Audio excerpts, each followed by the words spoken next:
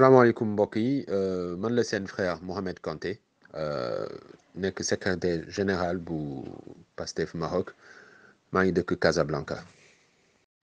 sama sentiment par rapport ak situation dëkk bi premièrement sentiment de déception la déception ak métit.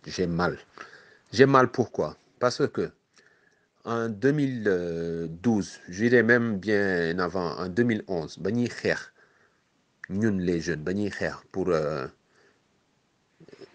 démocratie sax ci réew mi, pour démocratie bañ a nërmelu, dañoo xeex ba deret tuuru bakkan wadd. mu amoon nit koo xamante ne dafa nekkoon parmi ñooñu ku tuddoon Macky Sall mu amoon discours boo xamante ne dekkal ngor la woon, yoonu yokkute nit yi gëm ko, jël alalu réew mi. Maintenant budget Sénégal mi ngi plus de 4500 milliards, ñu jël lépp jox la armée, jox la police. Tu n'as rien fait, liggéeyoo léegi lan nga def? Nga jël moyen yi la état bi jox yépp, moyen bi la askan bi jox sax laay wax, au lieu nga jël ko pour liggéey, pour régler problème mu Sénégalais yi, nga jël ko di xeex ay opposants, di comploter, di liggéeyal ñeneen ñu dul ñi la fal. Macky Sall, les Sénégalais l'ont élu, mais il travaille pour d'autres personnes. Donc loolu moo ma metti tey Sénégal. te xam nga lan laa yaakaar fu mu toll nii métit boobu lan moo koy faj? Que ce gars-là qu'il quitte le pouvoir, sincèrement.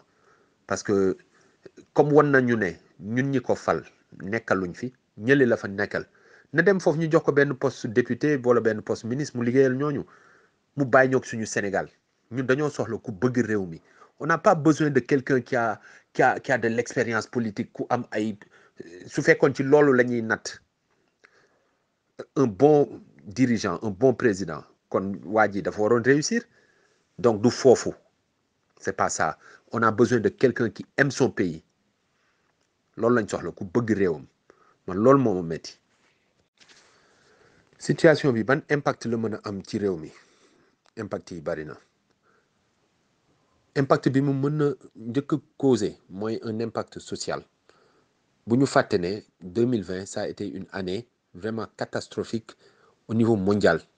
Déjà dëkk yi am doole sax dañoo mujj def ay plan de restructuration drastique, des milliers de milliards d'euros. yenn dëkk yi loolu lañ génnee pour mën a jubbantiwaat seen économie. ñun nag dëkk yu ndaw yi on est dans la récession actuellement. Si récession lañ nekk, nga nekk ci biir récession, nga war a xalaat nan nga war a tabaxee sa réew, yëkkatiwaat ko mu résilient, mu résistant face à cette pandémie. Tu plonges le pays dans les décombres. Pourquoi? Pour nuire un candidat, pour nuire un opposant. Impact bi ñuy am mooy liggéeyatuñu. Déjà jeunes yi liggéeyuñu woon. Socialement au Sénégal ça ne va pas du tout. Les lits d'hôpitaux sont pleins. Il y a pas de... La capacité d'accueil est dépassée. Les gens meurent comme des mouches. Et pendant ce temps, le président, au lieu de réfléchir, lui et son gouvernement, à trouver des solutions, il cherche à comploter, à tuer les Sénégalais. Donc, premier impact bi ñu am, voilà, les gens sortent.